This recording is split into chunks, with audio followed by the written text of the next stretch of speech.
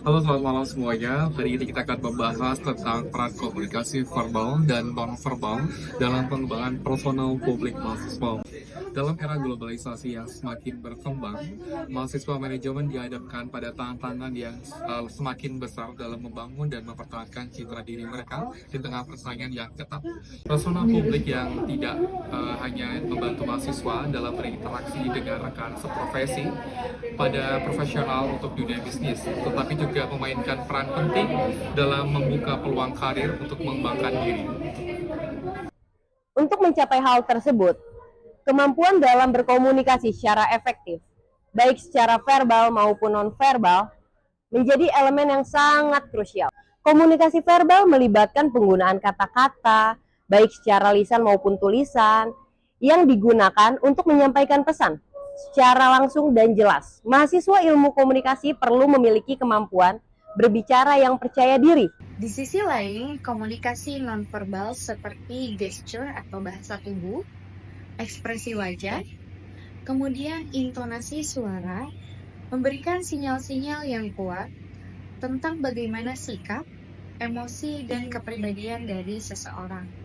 Bahkan, seringkali lebih kuat daripada kata-kata yang mereka ucapkan. Oleh karena itu, kita memenuhi peran penting komunikasi verbal dan non-verbal dalam membangun peran publik menjadi kebutuhan yang tidak dapat diabaikan oleh setiap mahasiswa. Selain itu, penelitian juga akan mengkaji faktor-faktor apa saja yang mempengaruhi efektivitas komunikasi tersebut, serta strategi-strategi yang dapat diterapkan untuk meningkatkan kemampuan komunikasi dalam konteks pembangunan persona publik serta berkelanjutan. Kami berharap presentasi ini dapat memberikan wawasan baru dan berguna bagi semua mahasiswa ilmu komunikasi Universitas Pelita Harapan.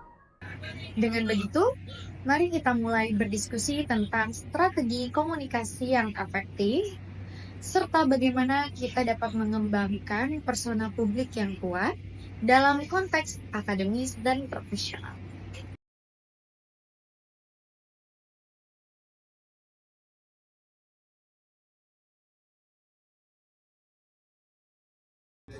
Pertama, penyampaian ide dan gagasan. Mahasiswa harus mampu menyampaikan ide atau pendapat mereka dan gagasan mereka dengan jelas dan logis. Kemampuan ini penting dalam berbagai situasi seperti presentasi, diskusi kelompok, wawancara bahkan, atau wawancara kerja untuk mempertemukan dengan rekan bisnis mereka. Yang kedua, mengembangkan keterampilan interpersonal. Mahasiswa perlu terus mengasah keterampilan interpersonal mereka seperti empati, kemampuan mendengarkan, dan sikap asertif.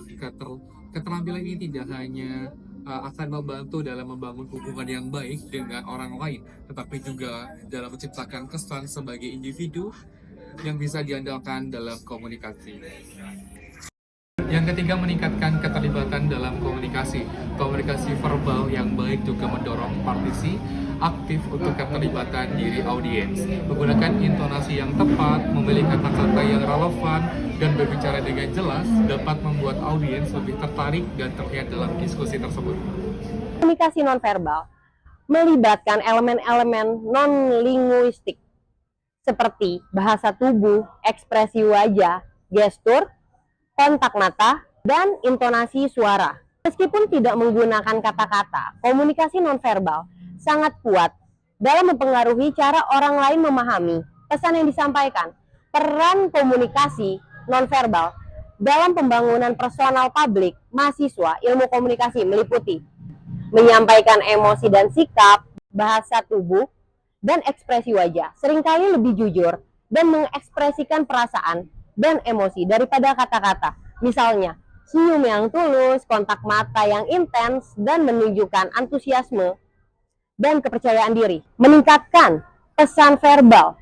Komunikasi nonverbal dapat memperkuat atau mendukung pesan verbal yang disampaikan. Gestur tangan, postur tubuh yang tegak, dan nada suara yang jelas membuat pesan lebih kuat dan meyakinkan audiens.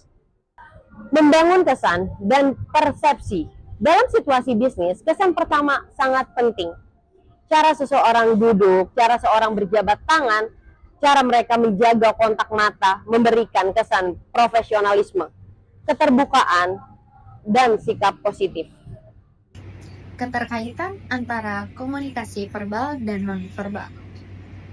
Komunikasi verbal dan nonverbal saling melengkapi dalam membentuk cara seseorang berinteraksi dan berkomunikasi dengan orang lain.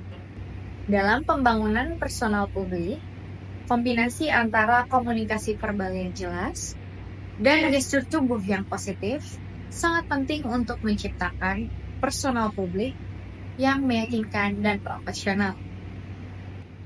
Beberapa poin keterkaitan antara komunikasi verbal dan nonverbal diantaranya adalah 1.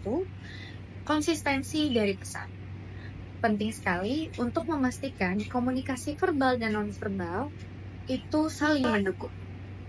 Di mana jika pesan dari komunikasi verbal tidak didukung dengan ekspresi yang sesuai, akan membuat audiens merasa bingung dan meragukan ketulusan dari pesan yang disampaikan. Yang kedua yaitu pengaruh terhadap persepsi. Komunikasi nonverbal yang kuat dapat meningkatkan persepsi orang lain terhadap pesan verbal yang kita sampaikan. Sebaliknya, apabila kita memunculkan gesture yang negatif seperti defensif atau tatapan yang menghindar, itu dapat merusak kesan dan mengurangi efektivitas komunikasi verbal yang kita sampaikan. Pentingnya bagi mahasiswa menguasai komunikasi verbal dan non-verbal adalah kunci untuk membangun dan mempertahankan personal publik yang efektif. Dalam dunia bisnis dan profesional, kemampuan untuk berkomunikasi secara efektif dapat mempengaruhi kesuksesan karir dan membuka banyak peluang. Oleh karena itu, mahasiswa manajemen perlu terus mengembangkan keterampilan ini melalui latihan dan pengalaman praktis. Pembangunan personal publik mahasiswa ilmu komunikasi adalah proses di mana mahasiswa secara aktif mengembangkan citra diri mereka untuk membentuk persepsi positif di mata orang lain, baik dalam lingkungan akademis maupun profesional.